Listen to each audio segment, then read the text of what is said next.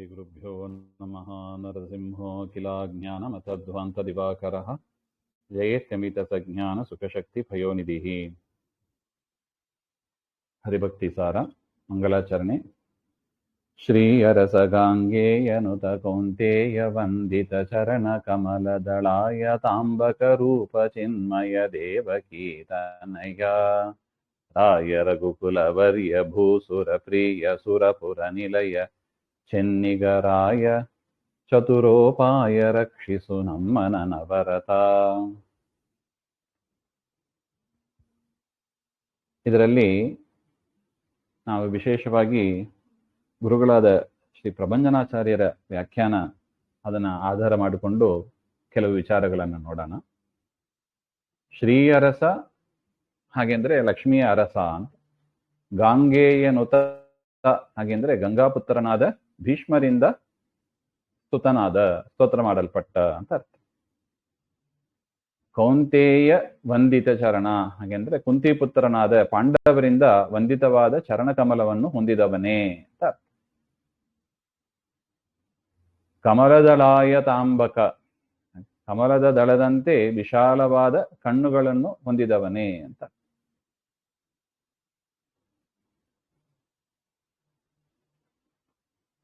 ಜ್ಞಾನಮಯನೇ ಅಂಬಕ ರೂಪ ಚಿನ್ಮಯ, ಚಿನ್ಮಯ ಅಂದ್ರೆ ಜ್ಞಾನಮಯ ಅಂತ ಅರ್ಥ.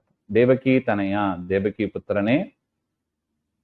ರಾಯ ರಘುಕುಲವರ್ಯ ಹಾಗೆ ಅಗಾಧವಾದ ಐಶ್ವರ್ಯ, ರಾಯ ಅಂದ್ರೆ ಅದು ಐಶ್ವರ್ಯವನ್ನು ಹೊಂದಿದವ ಅಂತ ಅರ್ಥ. ಅಂತ ಸ್ವಾಮಿ ರಘುಕುಲವರ್ಯ, ರಘುಕುಲದಲ್ಲಿ ಶ್ರೇಷ್ಠನೇ ಹಾಗೆ.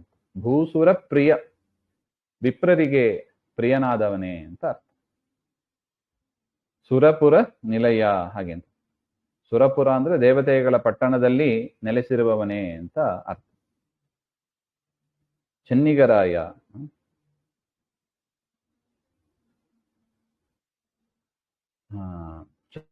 ಚತುರೋಪಾಯ ಹಾಗೆಂದ್ರೆ 4 ಪುರುಷಾರ್ಥಗಳಿಗೆ ಸಾಧನನಾದವನೇ.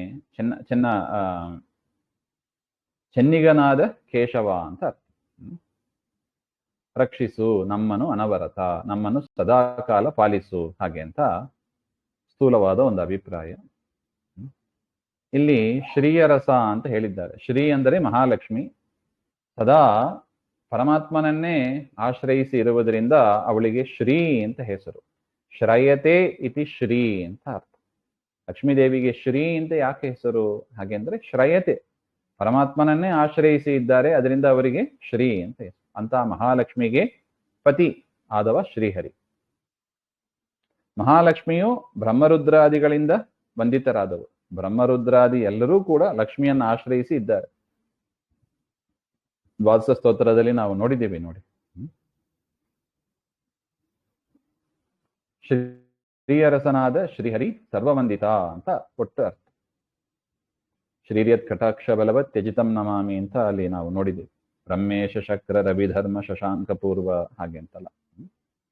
ಇನ್ ಗಾಂಗೇಯನುತ ಅಂತ ಒಂದು ಪದ ಹಾಕಿದ್ರು, ಅದರ ವಿವರವನ್ನ ಗುರುಗಳು ತಿಳಿಸಿಕೊಡ್ತಾ ಇದ್ದಾರೆ. ಗಾಂಗೇಯ ಅಂದ್ರೆ ಗಂಗೆಗೆ ಸಂಬಂಧಿಯಾದವ, ಅಂದ್ರೆ ಗಂಗೆಯ ಪುತ್ರನಾದವ. ಯಾರು? ಭೀಷ್ಮರು.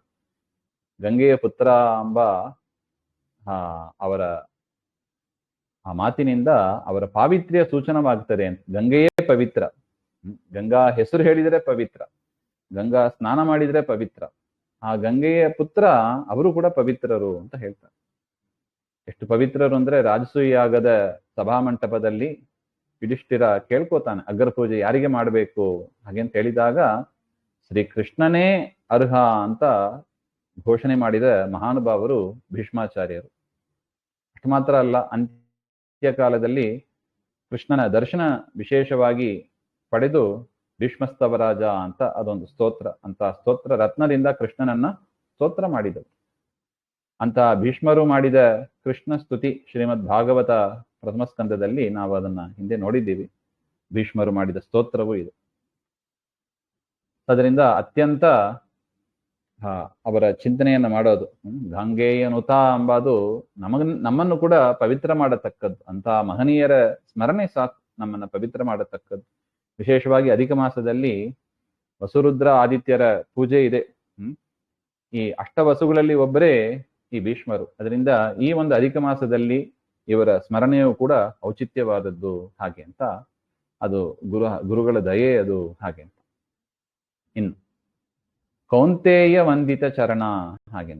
ಕೌಂತೇಯರು ಅಂದ್ರೆ ಕುಂತಿಯ ಮಕ್ಕಳು ಅಂತ, ಒಂದೊಂದೇ ಪದಕ್ಕೆ ಅರ್ಥ ಬಿಡಿಸ್ತಾ ಹೋಗ್ತಾ ಇದ್ದಾರೆ.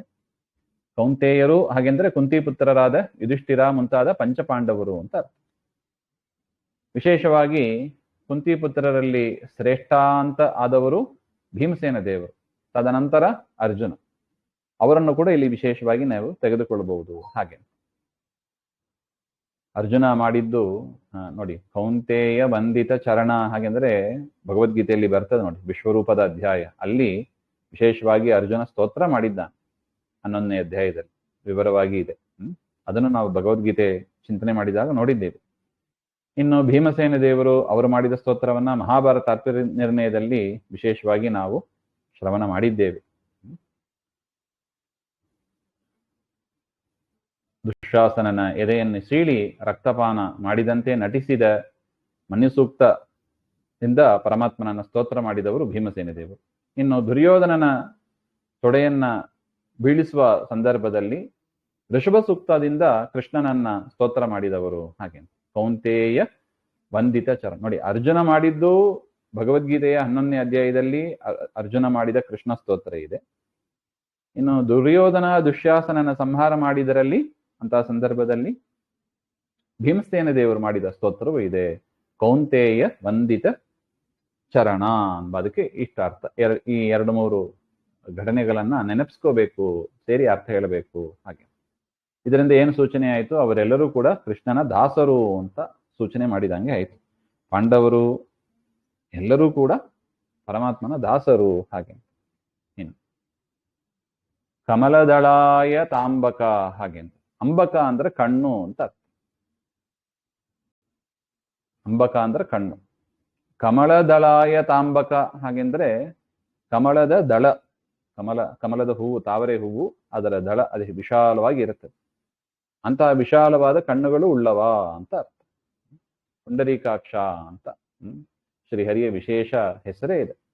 ಶ್ರೀಧರ ಪುಂಡರೀಕಾಕ್ಷ ಅಂತ ಸಹಸ್ರನಾಮದಲ್ಲಿ ಇದೆ. ಅಂಬಕ ಅಂದ್ರೆ ಕಣ್ಣು. ಇನ್ನು ಚಿನ್ಮಯ ಅಂತ ಚಿತ್ ಹಾಗೆಂದ್ರೆ ಜ್ಞಾನ ಅಂತ ಅರ್ಥ.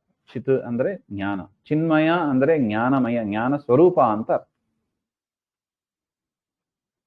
ಪರಮಾತ್ಮ ಮೂಲ ರೂಪದಲ್ಲೂ ಅಷ್ಟೇ, ಅವತಾರ ರೂಪದಲ್ಲೂ ಅಷ್ಟೇ ಜ್ಞಾನಾನಂದಮಯ ಶರೀರ.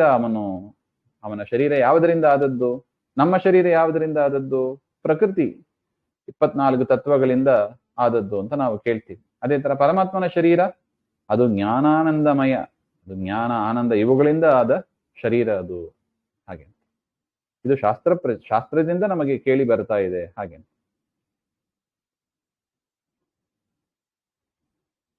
ಚಿತ್ ಅಂದ್ರೆ ಜ್ಞಾನ, ಚಿನ್ಮಯ ಅಂದ್ರೆ ಜ್ಞಾನಮಯ ಅಂತ ಒಟ್ಟು. ಇನ್ನು ದೇವಕಿ ತನಯ ಹಾಗೆಂದ್ರೆ ದೇವಕಿ ಮತ್ತು ವಸುದೇವ ಅವರಿಬ್ಬರಲ್ಲಿ ಪರಮಾತ್ಮ ಅವತಾರ ಮಾಡಿದ್ದು. ಅವರು ಎಷ್ಟು ತಪಸ್ಸು ಮಾಡಿದ್ರು ಹಾಗೆಂದ್ರೆ ಒಂದು ಮಹಾಯುಗ, ಸುಮಾರು 43 ಲಕ್ಷ ವರ್ಷ ಪರ್ಯಂತ ತಪಸ್ಸನ್ನ ಮಾಡಿದ್ದರಿಂದ ಅವರಿಗೆ ಪರಮಾತ್ಮನೇ ಅವತಾರ ಮಾಡಿದ ಹಾಗೆ ಅಂತ ಭಾಗವತದಲ್ಲಿ ಇದೆ. ಅದರಿಂದ ದೇವಕಿಯ ಸುಕೃತ ವರ್ಣಿತವಾಗಿದೆ ಅಂತ ನಾವು ತಿಳಿಯಬೇಕು ಹಾಗೆ. ದೇವಕಿ ತನಯ ಅಂದ್ರೆ ಪರಮಾತ್ಮ ಒಲಿಯಬೇಕು ಅಂದ್ರೆ ಲಕ್ಷಾಂತರ ವರ್ಷಗಳು, 44 ಲಕ್ಷ ವರ್ಷ ಸುಮಾರು ಅಂತ ಇಟ್ಟುಕೊಳ್ಳೋಣ.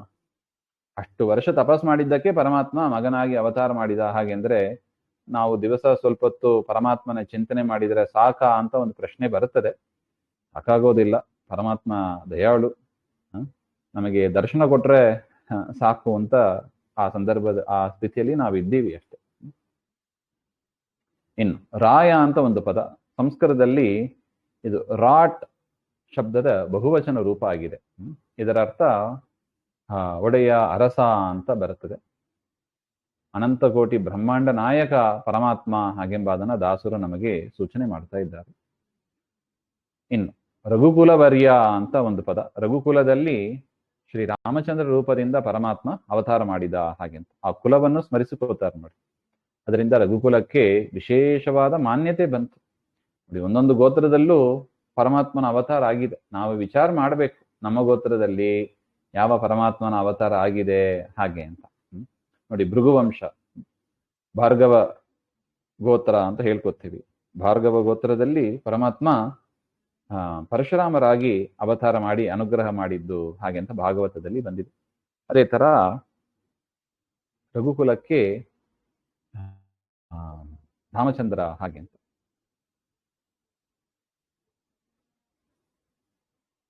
ಆ ರಾಮಚಂದ್ರನಂತ ಬೇರೆ ಯಾರೂ ಕೂಡ ಆ ರೀತಿಯಾದ ಒಂದು ಗುಣ ಸಾಮರ್ಥ್ಯ ಪಡೆದಿಲ್ಲ. ಅದರಿಂದ ಪರಮಾತ್ಮನೇ ವರಿಯ ಎಂಬ ಶಬ್ದ ಇದೆ. ವರಿಯ ಅಂದ್ರೆ ಶ್ರೇಷ್ಠ ಅಂತ, ರಘುಕುಲ ಶ್ರೇಷ್ಠ. ರಾಮನಂತ ವ್ಯಕ್ತಿ ಯಾರು ಬಂದಿಲ್ಲ ತದನಂತರ. ಅದರಿಂದ ರಾಮಚಂದ್ರನೇ ಸರ್ವೋತ್ತಮ ಎಂಬ ಒಂದು ಅಭಿಪ್ರಾಯವೂ ಕೂಡ ಇಲ್ಲಿ ಸೂಚಿತವಾಗಿದೆ. ಇನ್ನು ಭೂಸುರ ಪ್ರಿಯ ಎಂಬ ಅದಕ್ಕೆ ಗುರುಗಳು ವ್ಯಾಖ್ಯಾನ ಮಾಡ್ತಾ ಇದ್ದಾರೆ. ಭೂಸುರ ಅಂದ್ರೆ ಭೂಮಿಯ ದೇವತೆಗಳು ಅಂತ ಅರ್ಥ. ಸುರ ಅಂದ್ರೆ ದೇವತೆ, ಭೂಮಿಯಲ್ಲಿ ಇರುವ ದೇವತೆಗಳು ಅಂದ್ರೆ ಯಾರು? ವಿಪ್ರರು ಅಂತ ಅರ್ಥ. ಅಂದ್ರೆ ಆ ವಿಪ್ರ ಅಂದ್ರೆ ದಾಸರು ಹೇಳ್ತಾರೆ ನೋಡಿ, ವೇದವನೋದದ ವಿಪ್ರತಾನೇಕೆ ಹಾಗೆ ಅಂತ. ವಿಪ್ರ ಅಂದ್ರೆ ಚೆನ್ನಾಗಿ ವೇದ ಶಾಸ್ತ್ರ ಅಧ್ಯಯನ ಮಾಡಿದವರು ಅಂತ ಅರ್ಥ. ಮತ್ತು ಎಲ್ಲಾ ಭೋಗ ಭಾಗ್ಯಗಳನ್ನು ಕೂಡ ತೊರೆದು ವ್ರತ ಉಪವಾಸಗಳನ್ನ ಆಚರಣೆ ಮೂಲಕ ವೇದಾದಿ ಶಾಸ್ತ್ರಗಳ ಅಧ್ಯಯನ ಅಧ್ಯಾಪನ ಇವುಗಳನ್ನೇ ಮಾಡ್ತಾ ಇರ್ತಾರೆ. ವ್ರತಾನುಷ್ಠಾನಗಳು, ದೇವರ ಪೂಜೆ, ಪಾಠ ಕೇಳೋದು, ಪಾಠ ಹೇಳೋದು, ಇದನ್ನೇ ವಿಶೇಷವಾಗಿ ತತ್ವಜ್ಞಾನ ತಾವು ಬೆಳೆಸಿಕೊಂಡು ಬೇರೆಯವರಿಗೆ ಬೆಳೆಸ್ತಾರೆ. ತಾನು ಮಾತ್ರ ಇಲ್ಲ, ತನ್ನ ಮಕ್ಕಳು ಇತ್ಯಾದಿಗಳನ್ನು ಕೂಡ ಅದೇ ರೀತಿಯಾಗಿ ಅವರು ಮಾಡ್ತಾ ಇರ್ತಾರೆ. ಆ ರೀತಿಯಾಗಿ ವೇದದ ಶಾಸ್ತ್ರದ ಆ ಒಂದು ದೀಪವನ್ನ ನಿತ್ಯ ಬೆಳಗುವಂತೆ ಮಾಡತಕ್ಕವರು ಅವರು ವಿಪ್ರರು ಹಾಗೆ ಅಂತ ಅರ್ಥ. ಇದು ಪರಂಪರಾಗತವಾದ ಒಂದು ಹೆಸರು, ಭೂಸುರರು ಹಾಗೆ ಅಂತ. ಆ ರೀತಿಯಾಗಿ ಶ್ರೀಹರಿಯು ಎಲ್ಲ ಭಕ್ತರಿಗೂ ಪ್ರಿಯ. ಆದರೂ ಕೂಡ ಜ್ಞಾನ ಕಾರ್ಯದಲ್ಲಿ ಯಾರು ಸದಾ ತೊಡಗಿ ಇರ್ತಾರಲ್ಲ ವಿಪ್ರರು, ಅವರಿಗೆ ವಿಶೇಷವಾಗಿ ಪರಮಾತ್ಮ ಪ್ರಿಯನಾಗಿದ್ದಾನೆ. ಅದರಿಂದ ಭೂಸುರ ಅಂತ, ಭೂಸುರ ಪ್ರಿಯ ಅಂತ ಪರಮಾತ್ಮನನ್ನು ಕೊಂಡಾಡ್ತಾ ಇದ್ದಾರೆ ನೋಡಿ. ಅದೇ ತರ ಮಾಡಿದ್ರೆ ನಮ್ಮನ್ನು ನಾವು ಭೂಸುರ ಪ್ರಿಯ ಅಂತ ದೇವರನ್ನ ಕೊಂಡಾಡಬೇಕಂತ. ಒಂದೊಂದು ಪದಕ್ಕೂ ಒಂದೊಂದು ಮಹತ್ವ ಇದೆ. ದೇವರನ್ನ ಯಾವ ಗುಣದಿಂದ ಉಪಾಸನೆ ಮಾಡುತ್ತೇವೆ ಅಂತ ಗುಣಗಳು ನಮಗೆ ಬೆಳೀತದೆ. ಭೂಸುರ ಪ್ರಿಯ ಅಂತ ಹೇಳಿದರೆ ನಾವು ಕೂಡ ವಿಶೇಷವಾಗಿ ವಿಪ್ರತ್ವ ನಮ್ಮಲ್ಲೂ ಬರುತ್ತದೆ ಹಾಗೆ ಅಂತ. ಇನ್ನು ಸುರಪುರ ನಿಲಯ ಹಾಗೆ ಅಂತ ಒಂದು ಪದ. ಸುರಪುರ, ಸುರ ಅಂದ್ರೆ ದೇವತೆಗಳು, ಪುರ ಅಂದ್ರೆ ಅವರ ಪಟ್ಟಣ. ಸುರಪುರ ಹಾಗೆಂದ್ರೆ ದೇವತೆಗಳ ಪಟ್ಟಣ, ಅಮರಾವತಿ ಅಂತ ಆಗುತ್ತದೆ. ಅಂದ್ರೆ ದೇವತೆಗಳ ಪಟ್ಟಣ ಅದು ಸ್ವರ್ಗಲೋಕದಲ್ಲಿ ಇರತಕ್ಕ ಅಮರಾವತಿ ಹೌದು. ಇಲ್ಲಿ ಕನಕದಾಸರು ಚೆನ್ನಿಗರಾಯ ಅಂತ ಮುಂದೆ ಹೇಳ್ತಾರೆ. ಅದರಿಂದ ಬೇಲೂರಿನ ಚೆನ್ನಕೇಶವನನ್ನ ಸ್ತೋತ್ರ ಮಾಡುವುದರಿಂದ ಇಲ್ಲಿ ಸುರಪುರ ಎಂಬ ಪದಕ್ಕೆ ಬೇಲೂರು ಅಂತಾನೆ ಅರ್ಥ. ಬೇಲೂರು ಅಂತಾನೆ ಅರ್ಥ.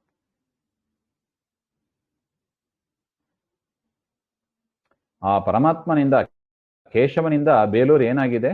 ದೇವನಗರಿ ಆಗಿದೆ ಹಾಗೆ. ಅಮರಾವತಿಯಂತೆ ಸೊಬಗನ್ನು ಪಡೆದಿದೆ ಹಾಗೆ ಅಂತ ಅದರ ಅಭಿಪ್ರಾಯ. ಇನ್ನು ಚತುರೋಪಾಯ ಹಾಗೆ ಅಂತ ನಿನ್ನೆ ಒಂದು ಅರ್ಥ ನೋಡಿದ್ದೀವಿ. ಚತುರೋಪಾಯ ಅಂದ್ರೆ ಸಾಮ ದಾನ ಭೇದ ದಂಡ ಎಲ್ಲದರ ಮೂಲಕೂ ಪರಮಾತ್ಮ ನಮ್ಮನ್ನ ಅನುಗ್ರಹ ಮಾಡ್ತಾ ಇದ್ದಾನೆ. ದುರ್ಮಾರ್ಗದಿಂದ ಸನ್ಮಾರ್ಗಕ್ಕೆ ಕರೆದೊಯ್ದು ಸನ್ಮಾರ್ಗದಲ್ಲಿ ಇರುವಂತೆ ಮಾಡಿ ನಮಗೆ ಮೋಕ್ಷವನ್ನು ಕೊಡ್ತಾನೆ ಹಾಗೆ ಅಂತ. ಇನ್ನೊಂದು ಅರ್ಥವನ್ನು ಹೇಳ್ತಾ ಇದ್ದಾರೆ. ಚತುರೋಪಾಯ ಅಂದ್ರೆ, ಚತುರ ಅಂದ್ರೆ ಧರ್ಮ, ಅರ್ಥ, ಕಾಮ, ಮೋಕ್ಷ ಅಂತ ಅರ್ಥ. 4 ಪುರುಷಾರ್ಥಗಳು ಅಂತ ಅರ್ಥ ಮಾಡ್ತಾ ಇದ್ದಾರೆ. ಆ ಪರಮಾತ್ಮನನ್ನ ಆರಾಧನೆ ಮಾಡುವುದರಿಂದ ಆ 4 ಪುರುಷಾರ್ಥಗಳು ಕೂಡ ನಮಗೆ ಲಭಿಸ್ತದೆ. ಚತುರ ಉಪಾಯ, ಪುರುಷಾರ್ಥಕ್ಕೆ ಉಪಾಯನಾಗಿರತಕ್ಕವ ಅಂತ ಹರಿಕಥಾಂಸಾರದಲ್ಲೂ ಬರ್ತದೆ ನೋಡಿ. ಪರಮ ಸತ್ಪುರುಷಾರ್ಥ ರೂಪನು ಹರಿಯು ಲೋಕಕ್ಕೆ ಹಾಗೆ ಅಂತ. ಸತ್ಪುರುಷ ಪರಮಾತ್ಮ ಅಂತ ಅದೇ ಉಪಾಸನೆಯನ್ನ ಇಲ್ಲಿ ಗುರುಗಳು ಮಾಡ್ತಾ ಇದ್ದಾರೆ. ಇನ್ನು ಅನವರತ ಅಂದ್ರೆ ಸದಾಕಾಲ ಅಂತ. ಅನವರತ ಅಂದ್ರೆ ಸದಾ ಅಂತ ಅರ್ಥ. ಸದಾ ನಮ್ಮನ್ನ ರಕ್ಷಣೆ ಮಾಡು. ಹರಿಯು ಸರ್ವತ್ರ ವ್ಯಾಪ್ತನಾಗಿದ್ದಾನೆ, ಸರ್ವಶಕ್ತನಾಗಿದ್ದಾನೆ, ಸರ್ವಜ್ಞನಾಗಿದ್ದಾನೆ. ಅದರಿಂದ ಎಲ್ಲರನ್ನೂ ಎಲ್ಲ ಕಾಲದಲ್ಲೂ ಸರ್ವ ವಿಧದಲ್ಲೂ ಸಂರಕ್ಷಣೆ ಮಾಡುವ ಒಂದು ವಿಶೇಷ ಅರ್ಥ ಇದರಿಂದ ನಮಗೆ ಸೂಚನೆ ಆಗ್ತಾ ಇದೆ. ಸದಾಂಬಾದನ್ನ ಎಲ್ಲ ಅಂತ, ಎಲ್ಲಾಂಬಾದನ್ನ ಎಲ್ಲ ಕಡೆ ಹಚ್ಕೋಬೇಕು. ಎಲ್ಲ ಕಾಲದಲ್ಲೂ, ಎಲ್ಲ ಜನ್ಮದಲ್ಲೂ, ಎಲ್ಲ ಅವಸ್ಥೆಯಲ್ಲೂ, ನಿದ್ರಾವಸ್ಥೆಯಲ್ಲೂ ರಕ್ಷಣೆ ಮಾಡುವುದು ದೇವರೇ. ಈ ರೀತಿಯಾಗಿ ಪರಮಾತ್ಮ ರಕ್ಷಿಸು ನಮ್ಮನ್ನ ಪ್ರಾರ್ಥನೆ ಮಾಡುವಂತೆ ವಿಶಾಲವಾದ ಅರ್ಥ ಇದೆ. ರಕ್ಷಿಸು ಎನ್ನುವ ಪದಕ್ಕೆ ಸರ್ವ ಜನ್ಮಗಳಲ್ಲೂ ರಕ್ಷಣೆ, ಸರ್ವ ಪಾಪಗಳಿಂದ ರಕ್ಷಣೆ, ಸರ್ವ ದುಷ್ಟ ಜನರಿಂದ ರಕ್ಷಣೆ, ಸಕಲ ಆಪತ್ತುಗಳಿಂದ ರಕ್ಷಣೆ, ಹೀಗೆ ನಾನಾ ವಿಧವಾದ ಅರ್ಥ ಇದೆ. ಹಾಗೆ ನಮ್ಮನ್ನು ಅಂತ ಇದೆ, ನಮ್ಮನ್ನು, ಹಾಗೆ ಸಕಲ ಭಗವದ್ಭಕ್ತರನ್ನು ಅಂತ ನೋಡಿ, ಏಕವಚನ ಹಾಕಿಲ್ಲ ಅವರು, ನನ್ನನ್ನು ಅಂತ ಹಾಕಿಲ್ಲ. ಕನಕದಾಸರು ಎಷ್ಟು ವಿಶಾಲವಾದ ಹೃದಯ ನೋಡಿ ಅವರಿಗೆ. ತನ್ನನ್ನು ಮಾತ್ರ ರಕ್ಷಣೆ ಮಾಡು ಅಂತ ಹೇಳಿಲ್ಲ. ಗುರುಗಳು ಎಷ್ಟು ಚೆನ್ನಾಗಿ ತಿಳಿಸಿಕೊಡ್ತಾರೆ ನೋಡಿ. ಹರಿವಾಯ ಸ್ತುತಿಯಲ್ಲೂ ಕೂಡ ಆಚಾರ್ಯರು ನರಸಿಂಹ ಸ್ತೋತ್ರವನ್ನ ಮಾಡುವಾಗ ಪಾಂತ್ವಸ್ಮಾನ್ ಅಂತ ಹಾಕಿದ್ದಾರೆ. ಅಸ್ಮಾನ್, ಅದು ಬಹುವಚನ ಪ್ರಯೋಗ ಇದೆ. ಹೃದಯ ವೈಶಾಲ್ಯವನ್ನ ನಾವಿಲ್ಲಿ ಗಮನಿಸಬೇಕು. ಭಗವದ್ಭಕ್ತರನ್ನ ಕಾಪಾಡು ಹಾಗೆ ಅಂತ ಒಟ್ಟು ಅಭಿಪ್ರಾಯ ಅಂತ. ಒಟ್ಟು ಈ ಮೊದಲ ಪದ್ಯದಲ್ಲಿ ಗುರುಗಳು ರಾಮ ಮತ್ತು ಕೃಷ್ಣ ರೂಪಗಳನ್ನ ಸ್ತೋತ್ರ ಮಾಡಿರುವರು. ಗಾಂಗೇಯನುತ ಮೊದಲಾದ ರೂಪಗಳು ಕೃಷ್ಣ ರೂಪಕ್ಕೆ ಸಂಬಂಧಪಟ್ಟದ್ದು. ರಘುಕುಲ ವರ್ಯ ಅಂತ ಆ ಶಬ್ದಗಳೆಲ್ಲ ರಾಮ ರೂಪಕ್ಕೆ ಅನ್ವಯಿಸ್ತದೆ ಹಾಗೆ ಅಂತ. ಈ ವಿಶೇಷವಾಗಿ ರಾಮಕೃಷ್ಣ ರೂಪರನ್ನ ನಾವು ಕಲಿಯುಗದಲ್ಲಿ ಉಪಾಸನೆ ಮಾಡಬೇಕು ಅಂತ ತಂತ್ರಸಾರದಲ್ಲಿ ವಿಶೇಷವಾಗಿ ಹೇಳಿದ್ದಾರೆ. ಅದರಿಂದ ಈ ಎರಡು ಅವತಾರಗಳಲ್ಲಿ ಪರಮಾತ್ಮ ಜ್ಞಾನ ಕಾರ್ಯ, ಬಲ ಕಾರ್ಯ ಇವುಗಳನ್ನು ಮಾಡಿದ್ದಾನೆ. ಸರ್ವ ಅವಸ್ಥೆಯಿಂದ ಪರಮಾತ್ಮ ನಮ್ಮನ್ನ ರಕ್ಷಣೆ ಮಾಡಲಿ ಅಂತ ನೋಡಿ. ಇದೇ ರಾಮಾಯಣ ಮಹಾಭಾರತದ ನಾಯಕರು ಇಬ್ರು ಕೂಡ. ಅದರಿಂದ ಈ ಹರಿಭಕ್ತಿ ಸಾರ ಅಂದ್ರೆ ಅದು ರಾಮಾಯಣ ಸಾರವೂ ಹೌದು, ಅದು ಮಹಾಭಾರತದ ಸಾರವೂ ಹೌದು ಹಾಗೆಂಬ ಅದು ನಮಗೆ ಸ್ಪಷ್ಟ ಆಗ್ತದೆ.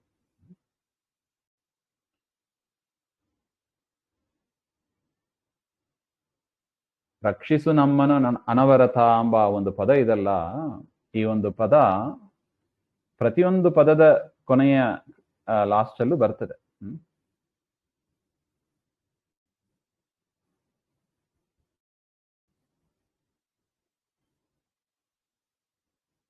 ಅಂದ್ರೆ ಎಷ್ಟು ಅರ್ಥ ಕೊಡ್ತದೆ ನೋಡಿ.